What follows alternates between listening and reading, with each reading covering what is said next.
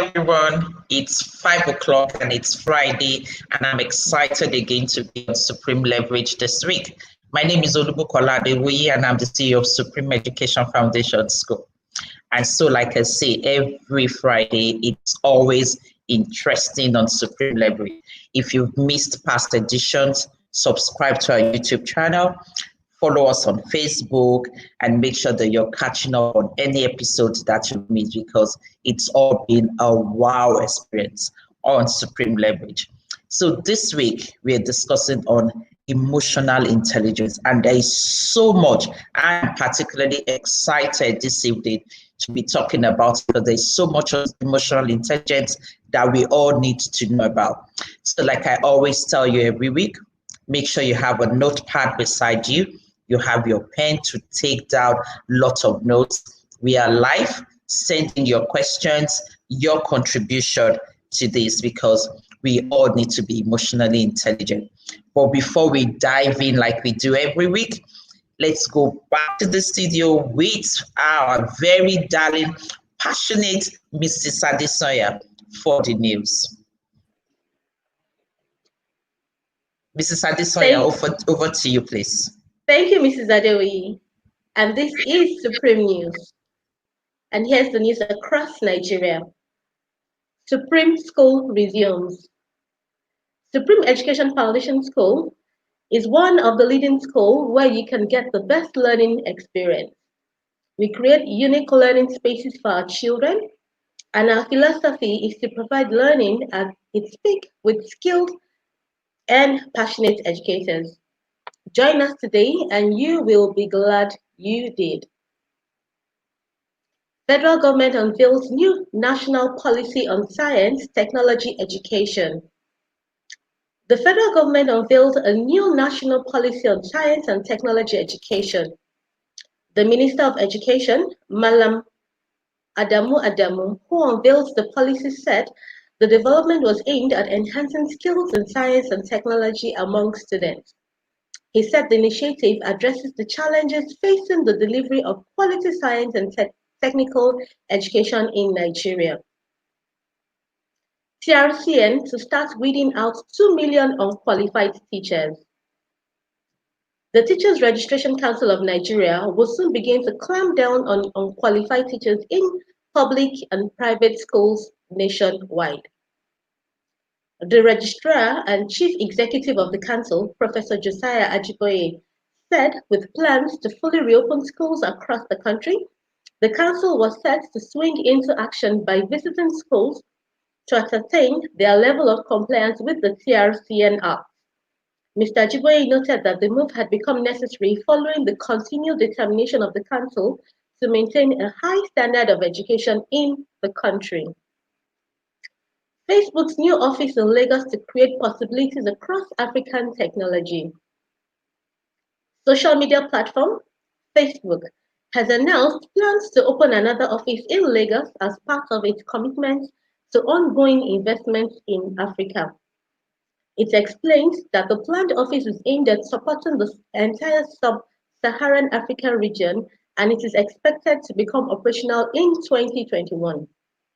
The opening of the office in Lagos, Nigeria, represents new and exciting opportunities and digital innovations to be developed from the continent and taken to the rest of the world. They look forward to contributing further to the African tech ecosystem. Lagos moves towards affordable electricity.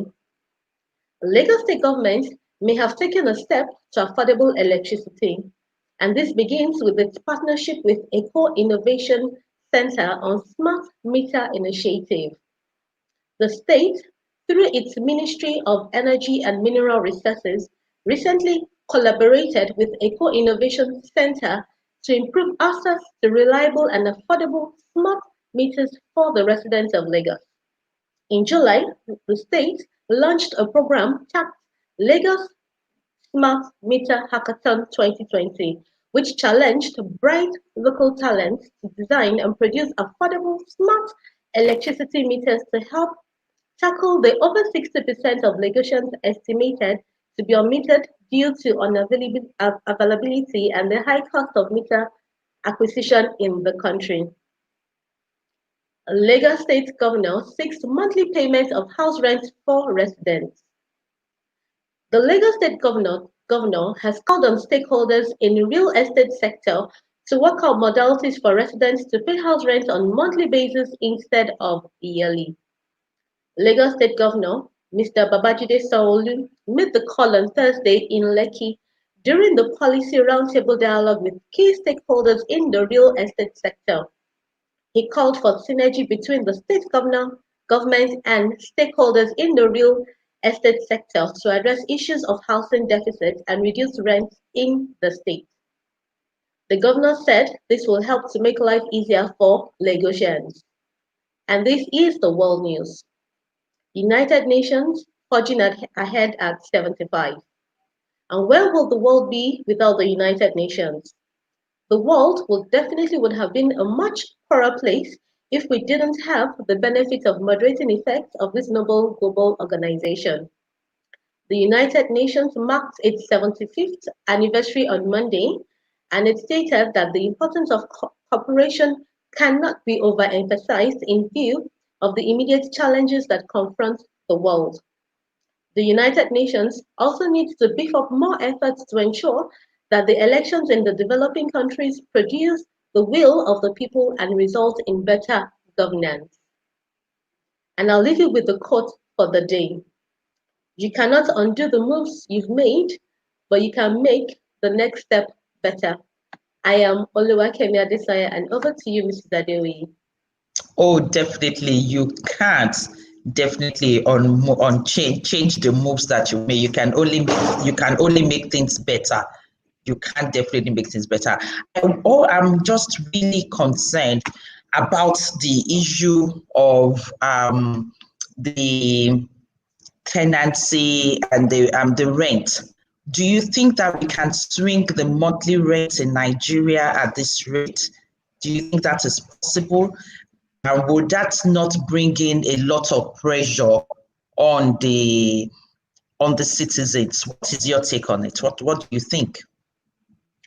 Well, I believe the government, they mean well, but I really doubt if landlords would be willing to collect a monthly payment. But if the government can insist, that would be a good one, ma. I think so. I think the landlords would not find that funny.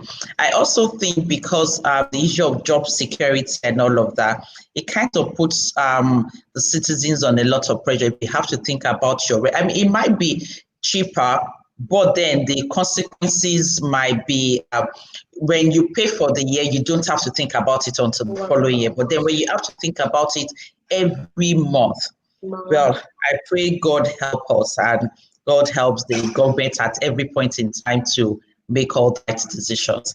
Thank you very much for that. Well done as usual. Stay blessed. And so we are back and it's drum roll again. And I'm very excited to bring on board this evening Mr. Olushola Olumide to speak with us on the issue of emotional intelligence.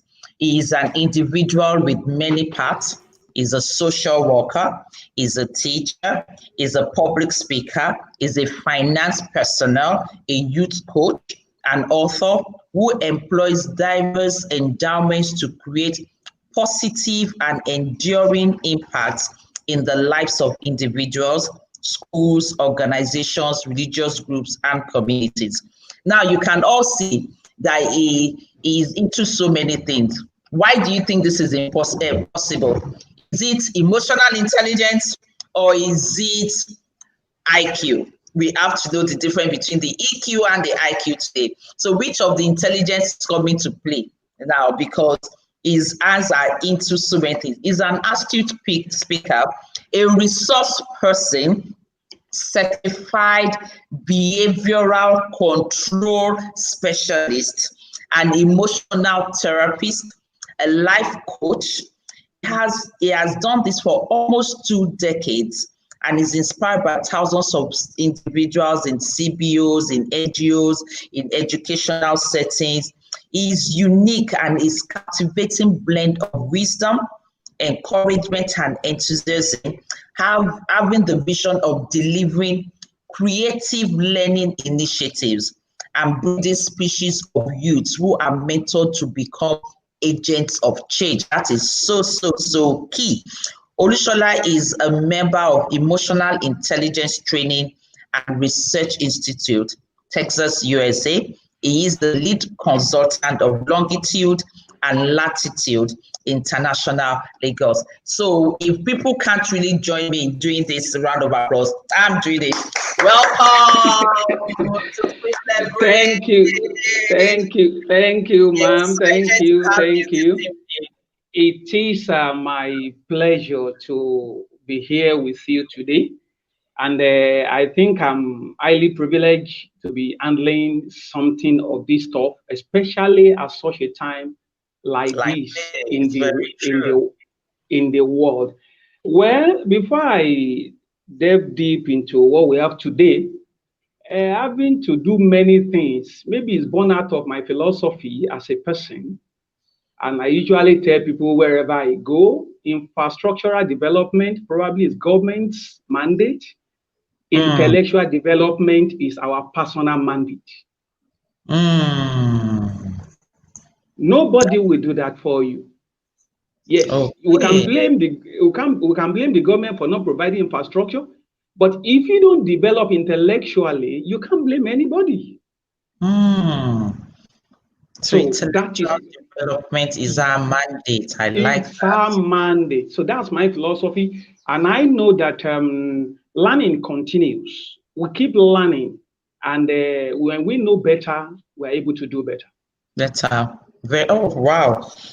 I've not even started asking you any question, but you already started dishing it out to us immediately. Like I said to our audience, please make sure that you have your pens and your notepad with you and start taking notes. Loretta, good to have you this evening with us again. Yes, we are definitely looking forward to an exciting and insightful session this evening. So what is all the buzz about emotional intelligence? Yes, when we talk about emotional intelligence, without boring you with too many terminologies, it is just being smart with one's emotion. When you realize that emotion are data, say for example, not until recent time, people believe they are mathematicians, statisticians. What do? Just calculating figures, forgetting that those figures, they bring about decision making. When data are wrong, say for example, you are in a school, you have 50 students in first term. When it is second term, when you have 30, definitely something is wrong somewhere. Yes. Without data, you may not be able to. So the same emotion gives us emotion, neither good nor bad. It's our interpretation, what comes around us, that determines the outcomes we get. That's why two people can be in the same situation, and yet they have two different outcomes. So it is being smart with, it is being smart with emotion, ability to understand and use emotional data to decide, to act, and to behave in order to get optimum results. Wow. I didn't know it was that technical. I just thought it was just going to be some simple, straight answer like that. Talk about your emotions, because there's so much on EQ, and there's a lot of myths as well surrounding EQ. And one of it is that if you have very high IQ, I don't know how true this is.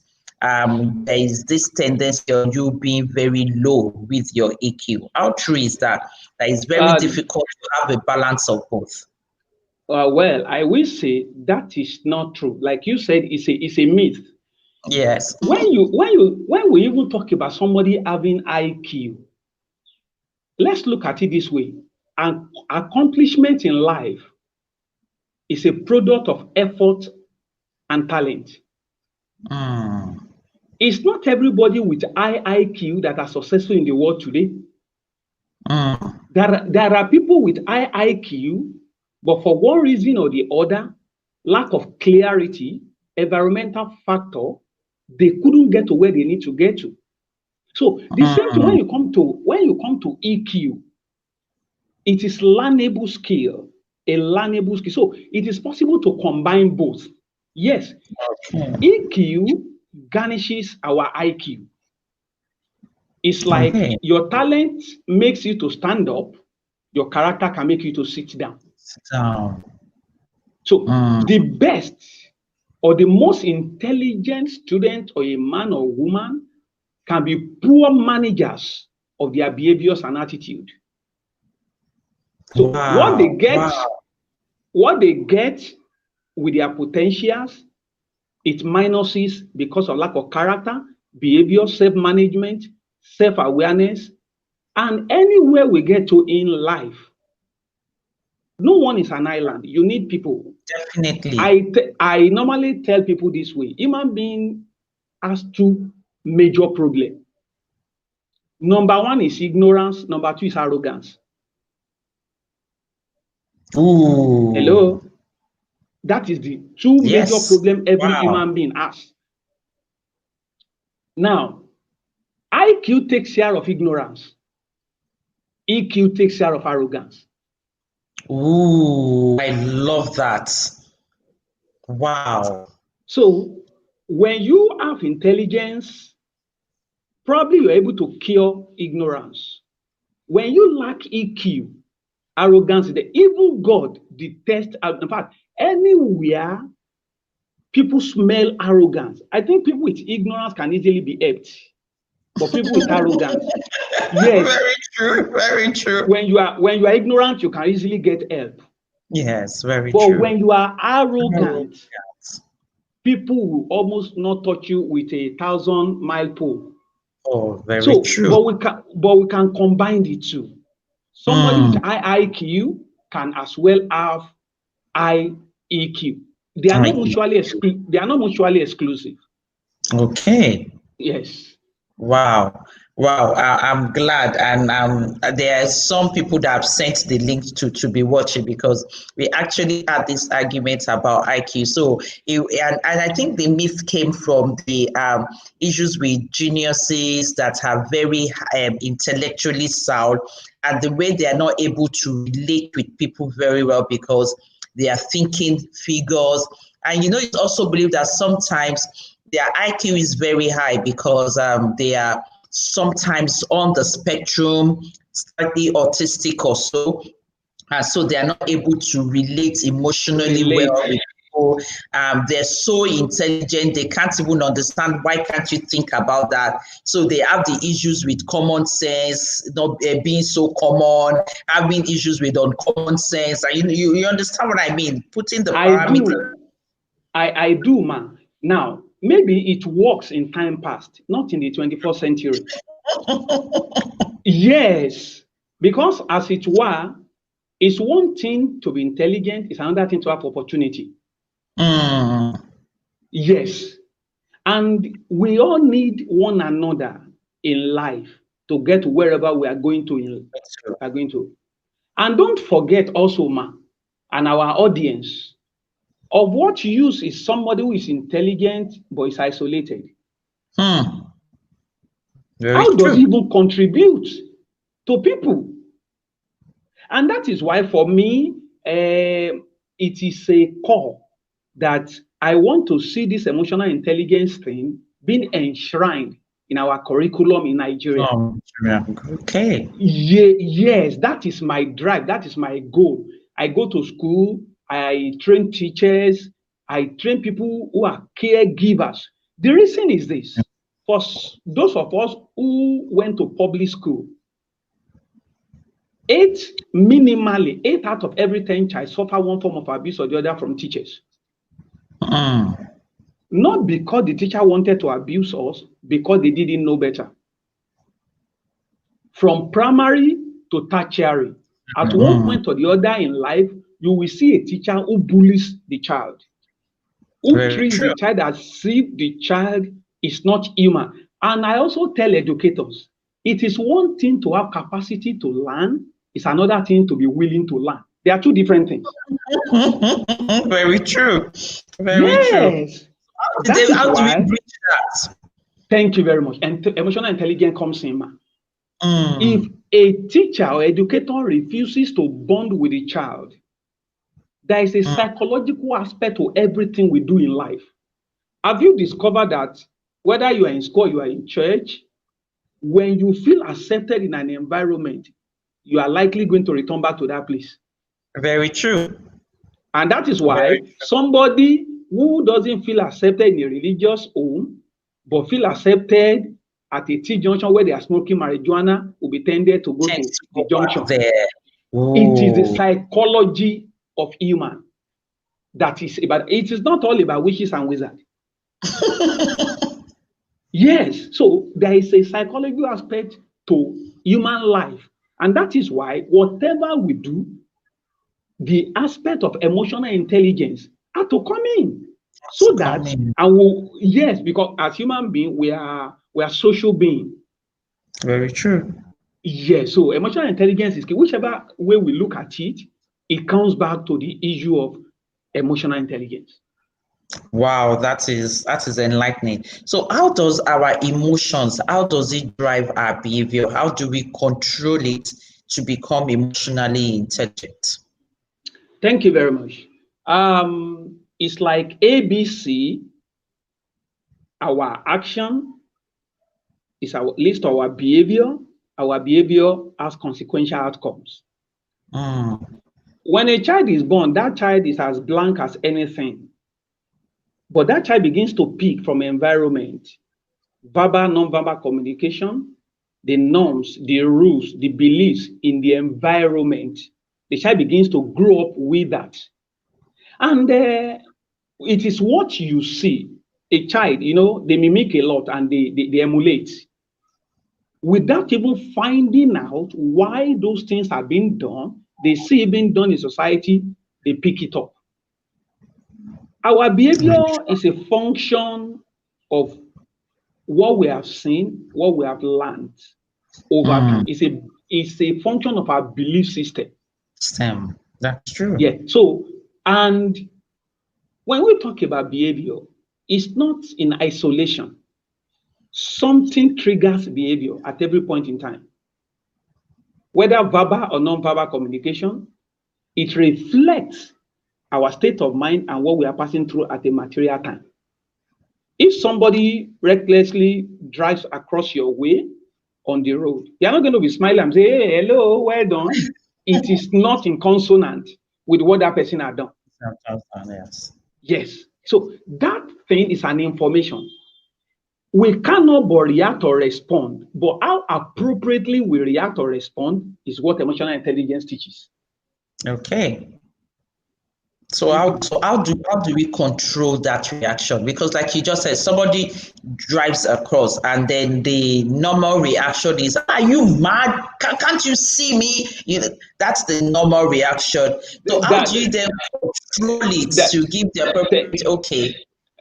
Thank you. That talks about the issue of self-awareness and the managing who we are. I give you a very funny example.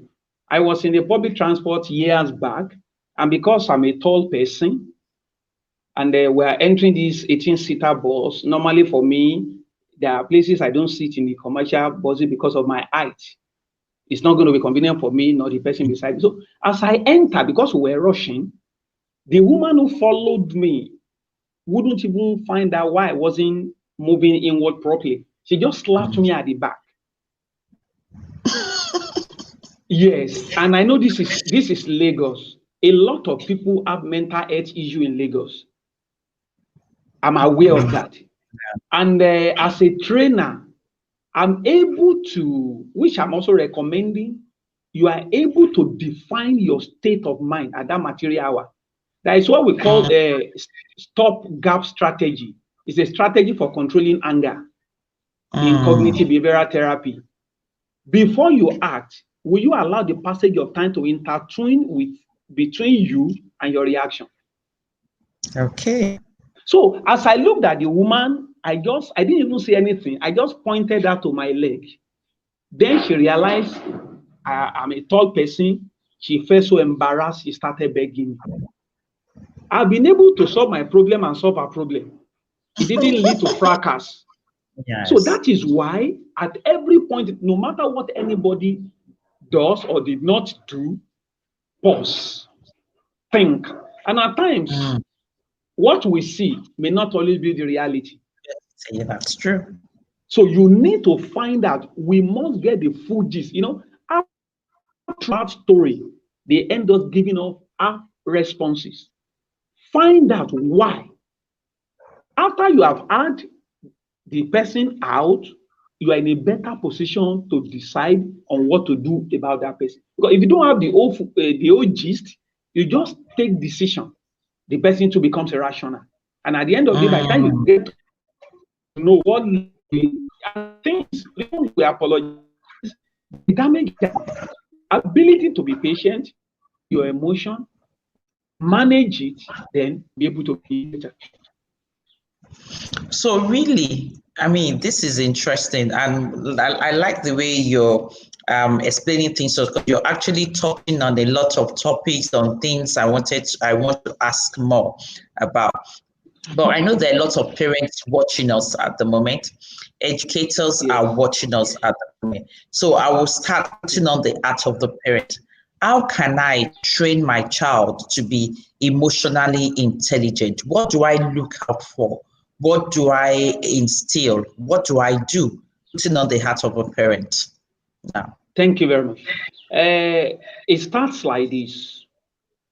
Before you can train your child or your ward how to be emotionally intelligent, then the parent also must be emotionally intelligent.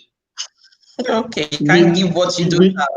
You can't give what you don't have. Thank you very much. I just don't want to put it that way.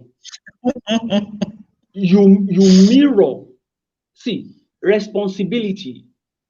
You mirror what you want. How you go about it. See, when you mirror what you want, without talking, even the child is speaking something. I tell parents, when your concern overrides your patience, you are likely going to misbehave. Even towards your children. When your concern overrides your patience, you are going to misbehave.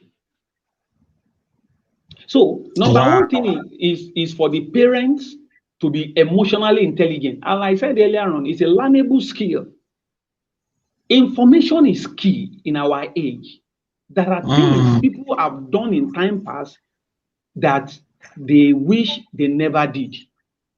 And parents should also not forget that the way we were raised, we cannot raise our own children that way. There is a generational divide. Don't forget also, part of the backlogs of poor parenting of our own parents has rubbed on us.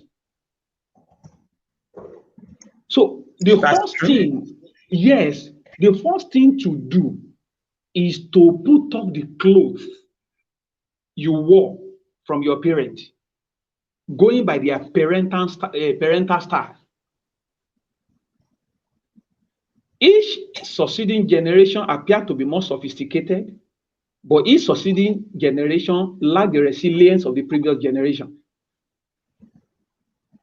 Wow. I repeat myself. Please do. That is a take on.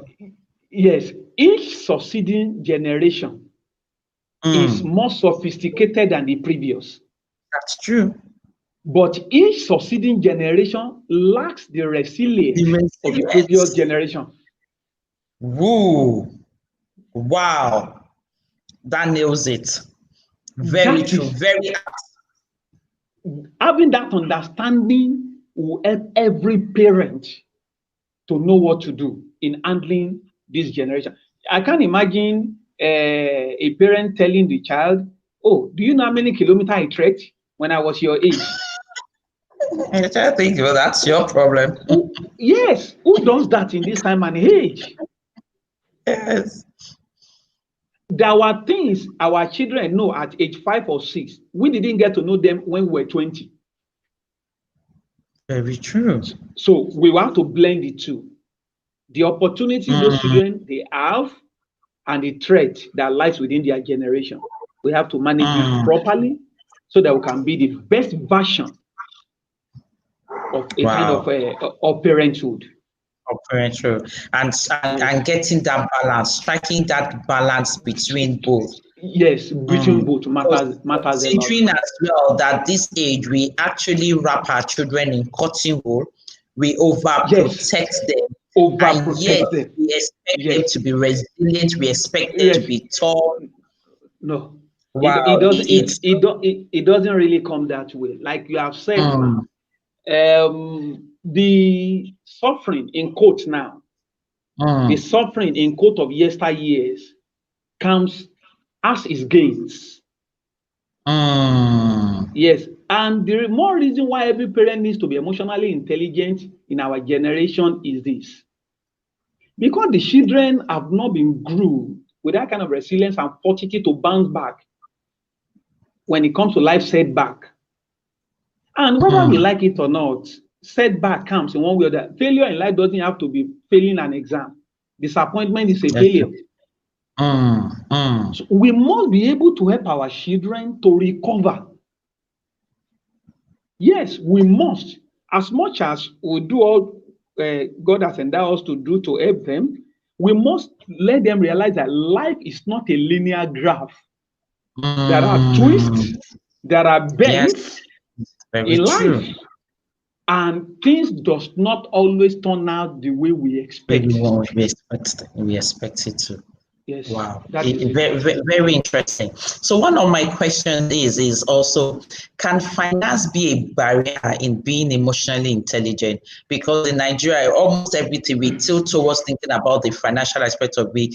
Is it a barrier? Is this something that is needed to be emotionally intelligent? Thank you very much. The answer is not going to be yes or no. But I will explain myself. Okay. Money is a tool. Yes, it's a tool for progress. But mind you, money should not be the sole determinant of whether we're emotionally intelligent or not.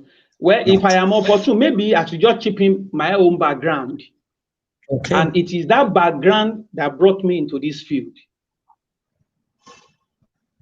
I lost my parents before I was 13. Ooh. Yes, father, mother. So the suffering was not theoretical, it was in practical terms. But there was this yearning within me.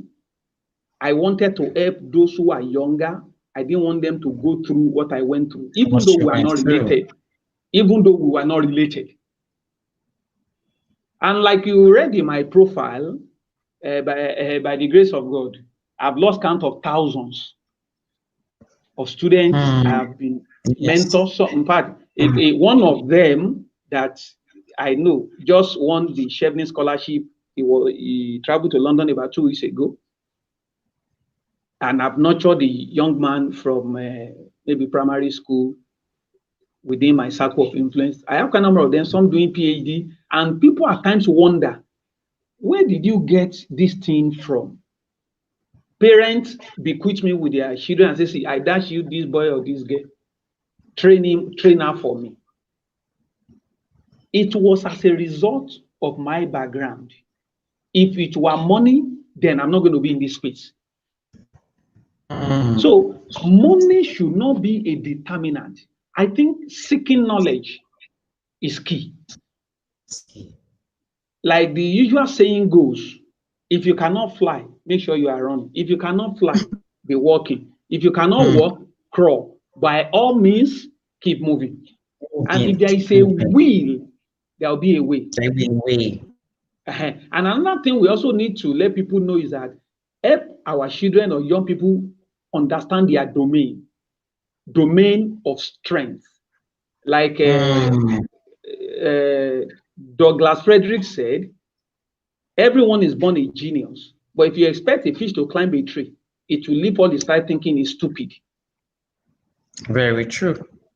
Our parents should not either overtly or covertly destroy the life of their children. And those who think they don't have money, they should not resign to faith. They should seek after knowledge. I believe knowledge brings money.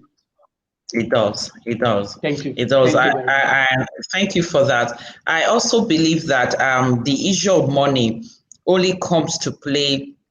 You're actually seeking for intelligence, and there's so many things. I mean, this is free now. A lot of people could tap into this and get better with knowledge. There are a lot of books. There are lots to read up on the internet. But we're not just taking advantage of it. So sometimes the issue of money, yes, just only comes in when you actually need a coach, a therapist to help you with some things.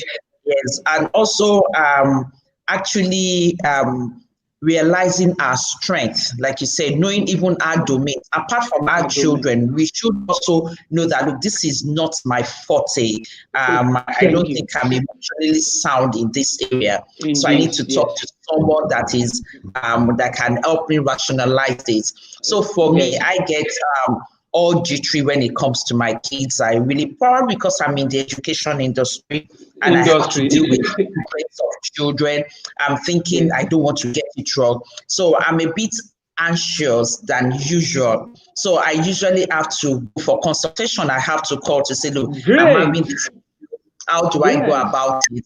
And also, like you said, there's a lot that also comes to play with the way we grew up. I mean, I grew up in a very strict home.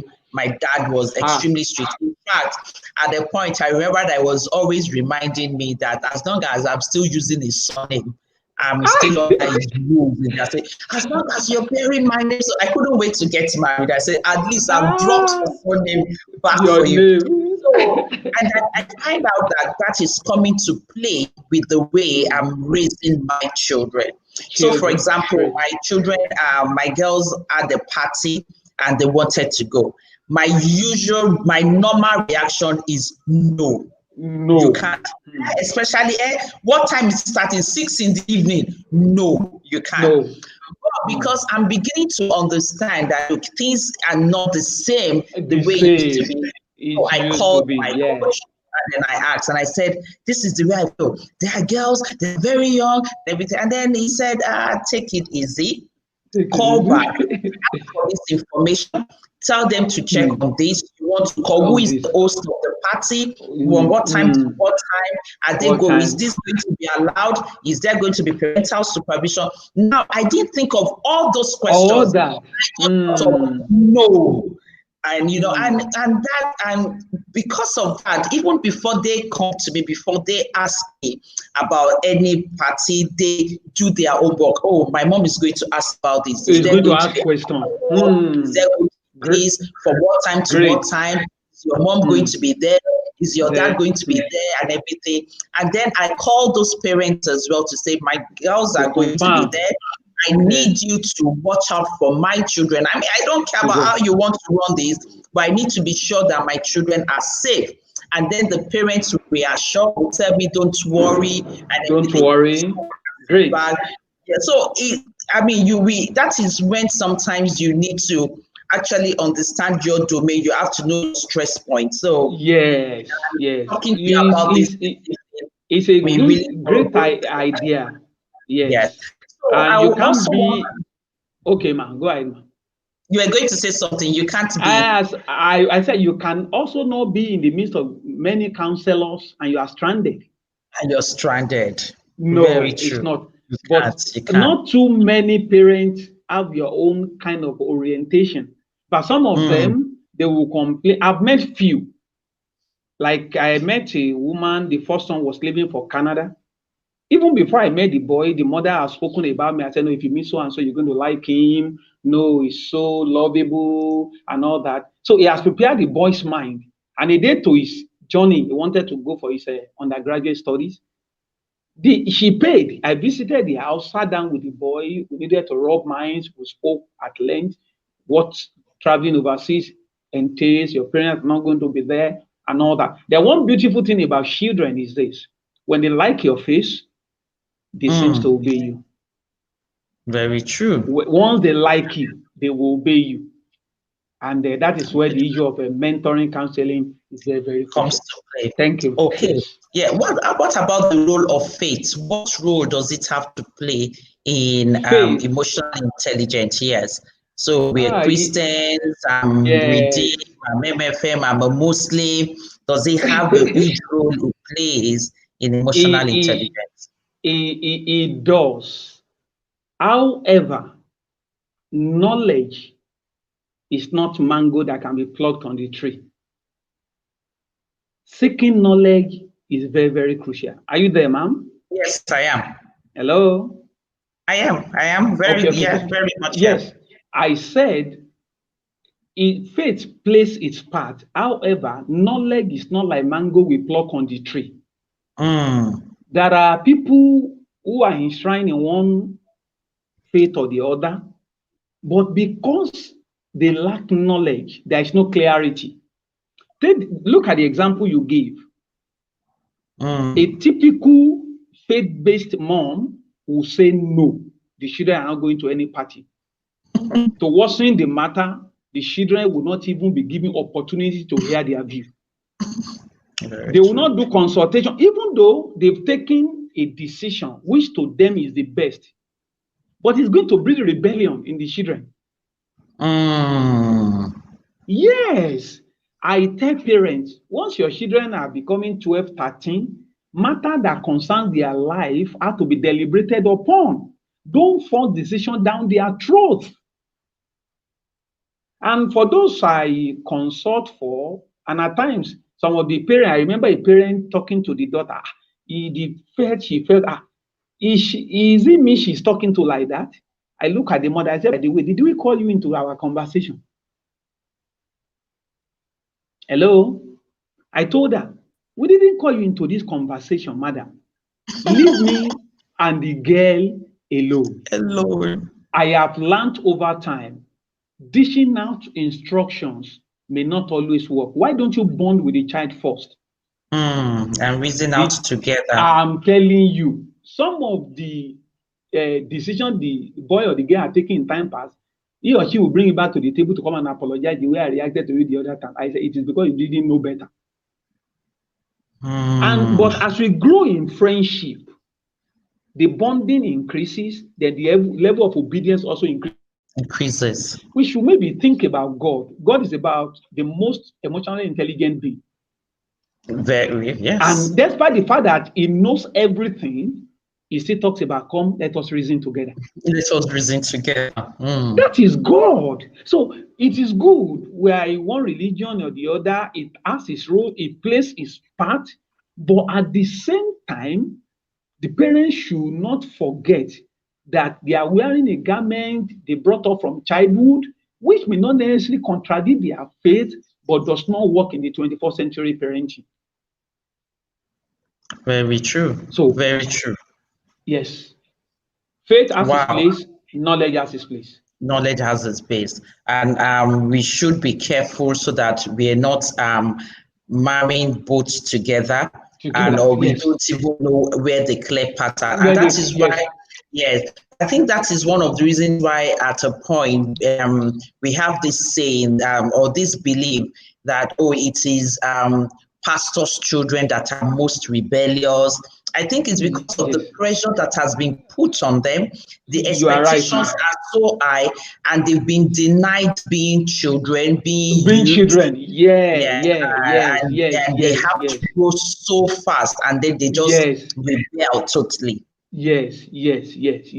Well, for me, I think what I do, especially those who are within my circle of influence, like in church, I can just say, I think I have a girl who just finished serving in Oyo State now. On my birthday this year, I saw her commenting, and she was like, thank so-and-so. He was the first person that bought me spiritual book. Meanwhile, that day in church, I just told the mother, I think we normally greet casually. As it was impressed upon my mind, I just called the mom. I said, hello, ma, I'm following you home today. You know, she was looking so strange, following me home. So we got home truly. They all sat there in the parlor, maybe wanted to hear why I came. I said, sorry, I didn't come to see you. I came to see your daughter. so they should excuse us. And they oblige. Very good. I created that friendship. If the girl has not been greeting me before, now we are friends. She sees me, she greets. If I see her, I greet her. Then I want to find out, oh, which class are you now? I'm in SS3. What are your plans after WAEC? Which school? Which course? Other alternatives available. Then the girl felt, okay, you mean, oh, this man is this concerned about my case? I think I can open up more. And by so doing, even things you didn't ask, they bring it up. Fine, we're in a delicate world where a lot of abuses goes up and down, but I make bold to say, it's not every counselor or mentor who are out to prey on the children. And for me, by the grace of God, I set boundaries. I set boundaries for myself. I set boundaries for the children. What to do, what not to do. And when I come around and when you stay in the public, people can see us. And normally, I will communicate back to your parents our discussion. This is what I expect of the parent to do, and so that you don't negate my effort over the child. We are at this junction now. The child reported you this, and this. I didn't say you are wrong, and I'm not saying she's wrong, but please adjust so that we can get to our safe haven, as it were. Wow. Okay, we've dealt so much on the parents and we're running out of time. So I want to put on the hat of the educator now in the classroom. And then you know that for each class, we have different kind. If you have 20 children in the class, you have 20 individuals, 20 personalities. And then it's not just about those children. Then with those 20 children, we have 40 parents to deal with. Mommies, daddy, and they are all different individuals as well.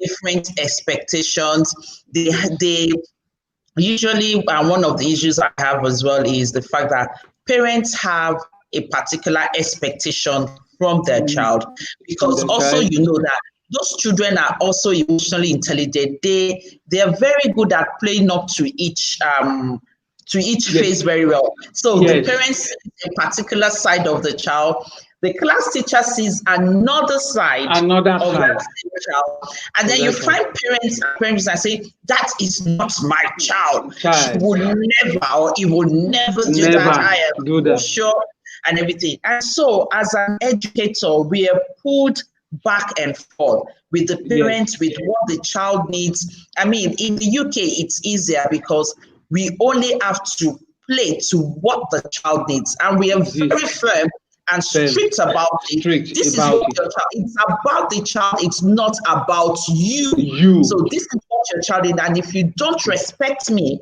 as a professional to give your child the best, then that is it.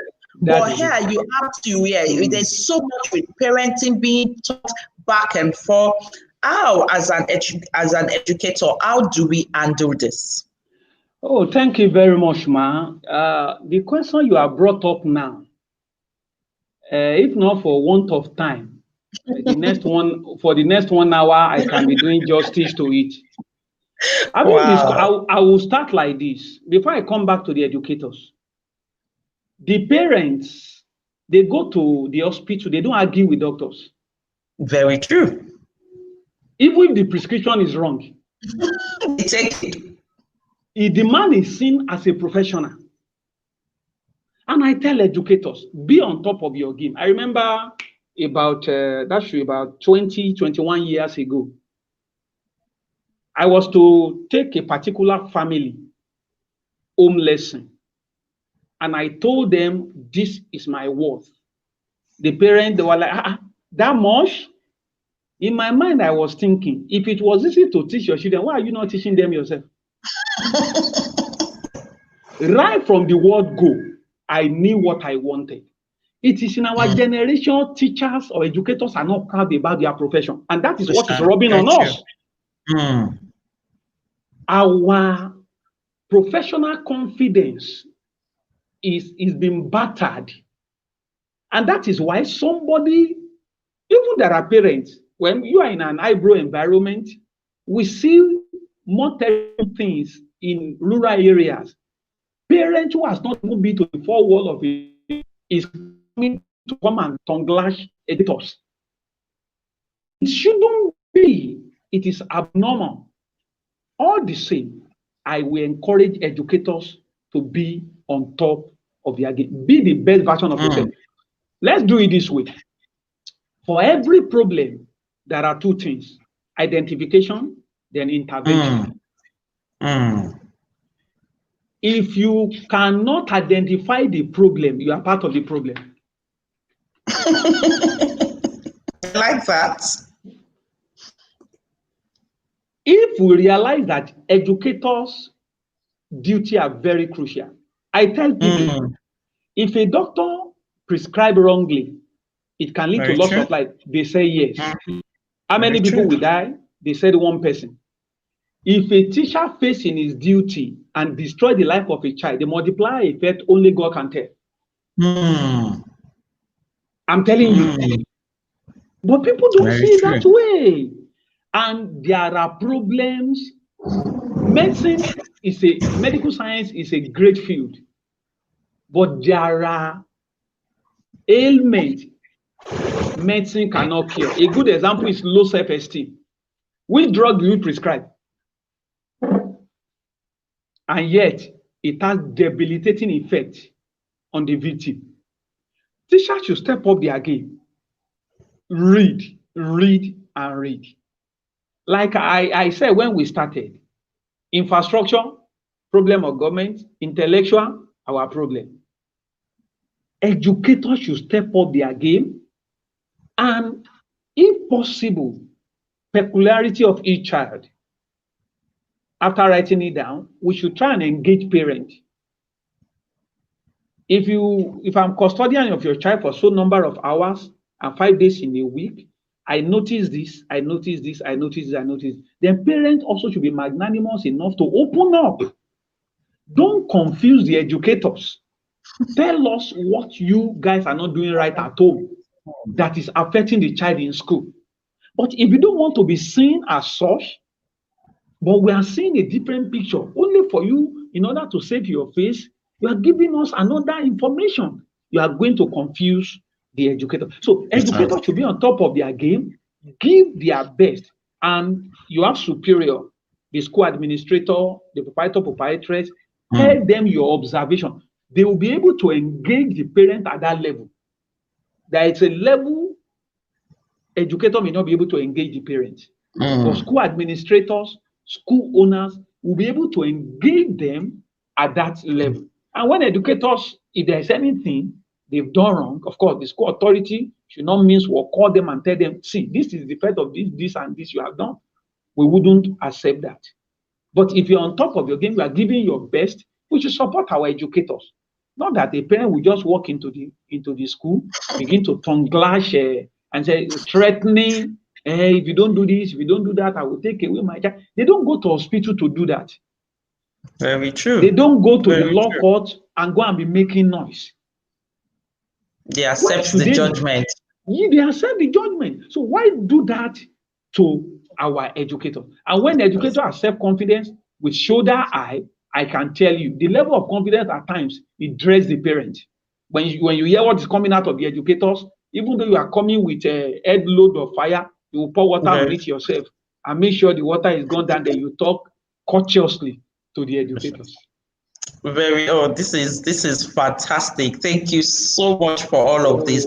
Extremely insightful. Like you said, we could go on for the next 1 hour and keep unpacking this, because emotional intelligence is such an interesting topic. I've always loved it because it is just the basis for practically everything. And this is why you find a first-class pupil with all the A's not able to get a job that a third class would get. It's about emotional intelligence. We have not even dabbled into that.